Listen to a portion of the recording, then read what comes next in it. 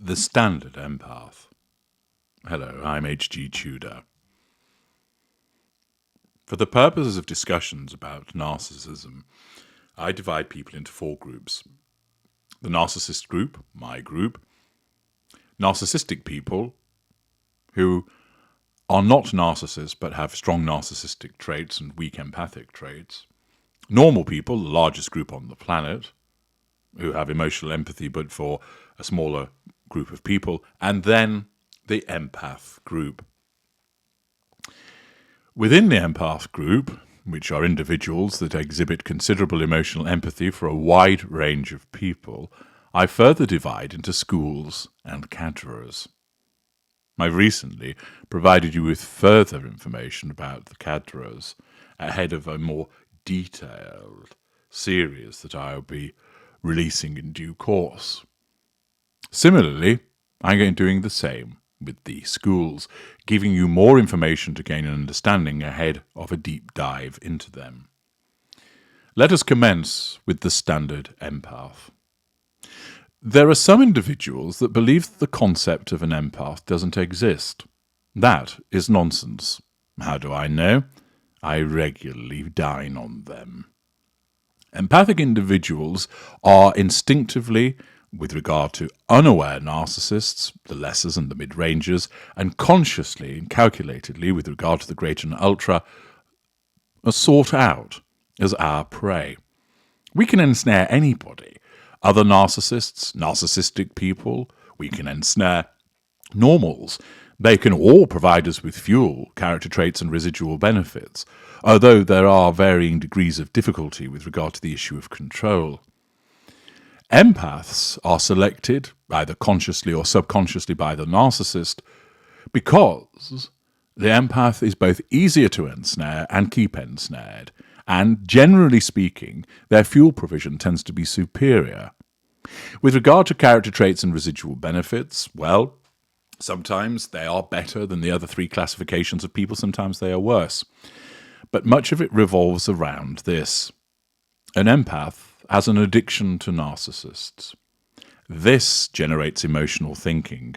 It is this which causes the empath to be easier to ensnare in the first place and to then keep ensnared, even when they are being obviously abused.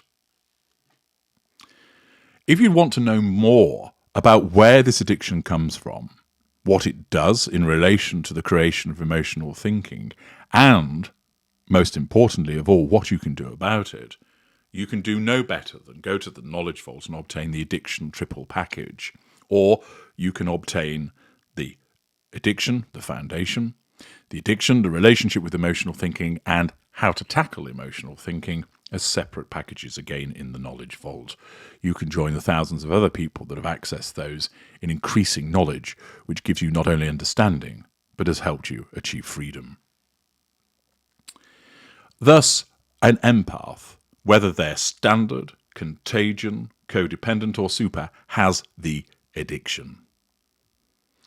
A standard empath is the largest group of empath. This is what most empathic individuals are. By describing it as standard, there are those that think, oh, it's the boring one. Not at all. It just means it's the majority, or the baseline type. Indeed, I could call it the majority empath, because this is the one that is most found. The standard empath is present in all the four schools, obviously with regard to itself, but forms a foundation for the codependent empath, the super empath, and the contagion empath. Those schools then have differences layered on top. So what you tend to find is this, that having undertaken an empath detector, you'll either be found to have majority standard with some minority aspects from codependent, super, or contagion, or what you have is that you will be a majority codependent with maybe some super or contagion, or majority super with codependent or contagion, or majority contagion with minority aspects of super or codependent. What you won't find is that you are a majority codependent with a sliver of standard, because it's inherent within those categories. So you will either be a standard majority with other schools as a minority, or you'll be a majority codependent with other schools except standard as a minority, or you'll be a hybrid, meaning that you will be minority mix of codependent, super, and contagion. With the standard empath, this means that the individual has wide-ranging emotional empathy for a wide group of people. Emotional empathy can perhaps be best described as almost like the Force from Star Wars, that it governs things, and that for the standard empath, they act in a particular way guided by their emotional empathy without having to think about it. So, for instance, they automatically and instinctively recognize boundaries. So they won't march into somebody's house unless invited. They won't steal. They won't, for instance, just take food off somebody's plate without asking first, may I try this?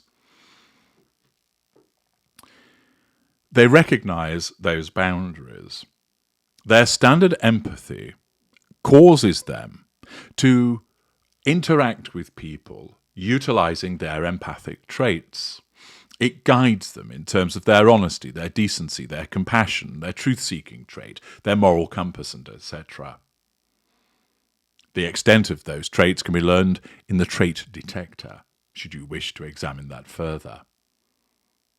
The standard empath is a kind individual that doesn't go around shouting from the rooftops, "Hey, look at me, I'm an empath." That simply doesn't happen. The empath isn't a wallflower, but they don't boast about their empathic status. They don't go around telling the world, "Oh, I'm an empath, look at me." They, of course, may well explain it as a consequence of someone's inquiry about them. It might be mentioned in a discussion about emotional empathy, but they don't declare it. Indeed, those that regularly go around declaring, "Oh, I'm an empath, I'm an empath, I'm an empath," are more likely to be an unaware mid-range narcissist, and thus you need to be wary of those individuals. The standard empath functions in a quiet, assured manner, guided by their emotional empathy.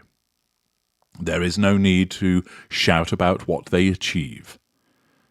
Indeed, they prefer to get on with it, knowing just for themselves that they have done well, that they have done good. In some instances, it doesn't even cross their minds. Their behaviours, as I mentioned, being subconsciously guided in their interactions with other people by this emotional empathy.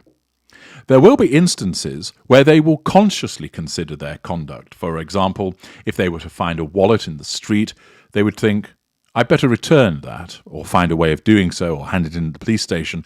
"I wouldn't like it if I lost my wallet and nobody handed it in." Therefore, they take into consideration how other people would feel. But usually, there isn't the necessity of that active consideration. Instead, the standard empath just does. They know how to act. They know how to behave. They know how their interactions are shaped by the emotional empathy which flows from them. This emotional empathy is seen also within the codependent, the super, and the contagion. It's part of that building block, that foundation that I mentioned.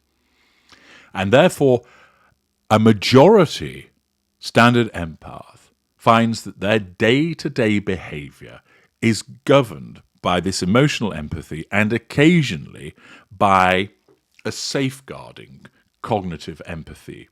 Not a false empathy in the way that a narcissist operates, but rather a conscious awareness of what they're doing, rather than the majority of the time being guided by their subconscious emotional empathy. Emotional empathy is not fixed. It is therefore subject to the vagaries of life, and therefore, as a consequence of external stresses, it can be reduced. Should the empathic individual be unwell, be fatigued, experiencing stress at work, financial pressures, loneliness, where they might find themselves in circumstances where they're being harassed, and commonly as a consequence of being abused, their emotional empathy reduces. It is not a permanent state of affairs.